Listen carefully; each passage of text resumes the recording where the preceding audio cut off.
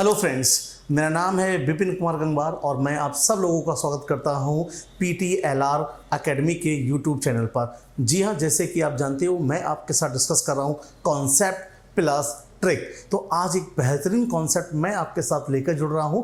जी हां, आइए चलिए उसको समझते हैं। तो बेटा, जैसे कि आप सभी जानते होंगे कि हम लोग है क्या कि RBI है, ये सेंट्रल बैंक है भारत का।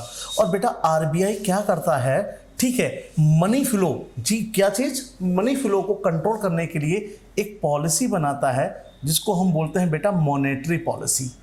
जी हाँ, तो ये मॉनेटरी पॉलिसी RBI डिस्कस करता है। लेकिन अब क्या हुआ, इसमें थोड़े चेंजमेंट हुए हैं। वो चेंजमेंट क्या हुए वो आप समझते हैं। बेटा याद रखना, अब इस मॉनेटरी पॉलिसी को डिसाइड करने के लिए एक कमेटी का गठन होता है। जी हाँ, एक कमेटी का गठन होगा। अब इस कमेटी में क्या होंगे, तो बेटा बहुत अच्छे से समझिएगा। इस कमेटी में 6 मेंबर होते हैं। जी हाँ, कितने मेंबर्स होते हैं, तो बेटा 6 मेंबर होते हैं, जिनमें अगर मैं बात करूं, जिसमें से अगर मैं इस कमेटी की बात करता हूं, तो बेटा इस कमेटी में जो 3 मेंबर्स होते हैं वो होते हैं RBI की तरफ से, जबकि जो 3 मेंबर्स होते हैं बेटा वो होते हैं गवर्नमेंट यानी कि सरकार की तरफ से। ठीक है, तो ये 6 मेंबर बनकर क्या मिलकर क्या डिसाइड करते हैं आज की डेट में, rate of monetary policy.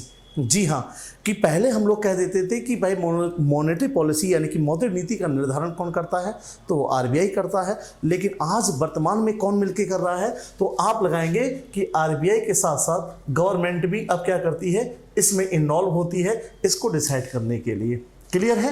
Okay. लेकिन अगर पेपर में कभी भी ये क्वेश्चन आता है कि RBI को कौन डिसाइड करता है और उसमें गवर्नमेंट ऑप्शन ना हो, तो बेटा आंसर क्या लगाइएगा, RBI। लेकिन बहुत अच्छे से इस चीज़ को समझ लीजिए और नोट करके भी लिख लीजिए कि जो RBI जो मॉनेटरी पॉलिसी बनाता है, आ जाए इसको रेगुलेट कौन करता है। जी हाँ, है ना। तो याद रखिएगा, अगर कोई आ जाए कि इसको रेगुलेट कौन करता है, तो बेटा उसका आंसर भी क्या रहेगा, RBI। क्लियर है? बहुत अच्छे से समझ लीजिएगा।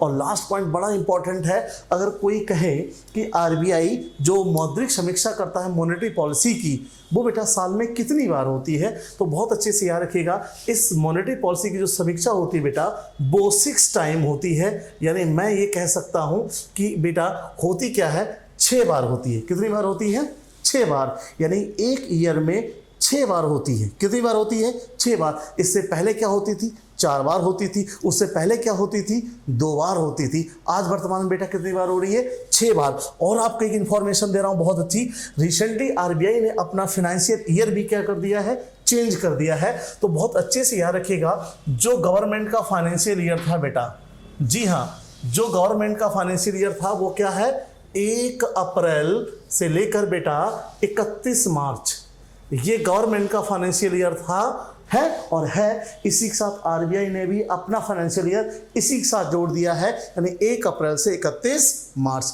क्लियर है? तो कमेंट करके मुझे बताइए कि पिछला RBI का फाइनेंशियल ईयर क्या है। और ऐसी बेहतरीन कॉन्सेप्ट जानकारी के लिए मुझसे जुड़े रहिए। किस पे, PTLR के यूट्यूब चैनल पर। मैं फिर मिलूंगा ऐसी इन्फॉर्मेशन के साथ में। बेटा धन्यवाद।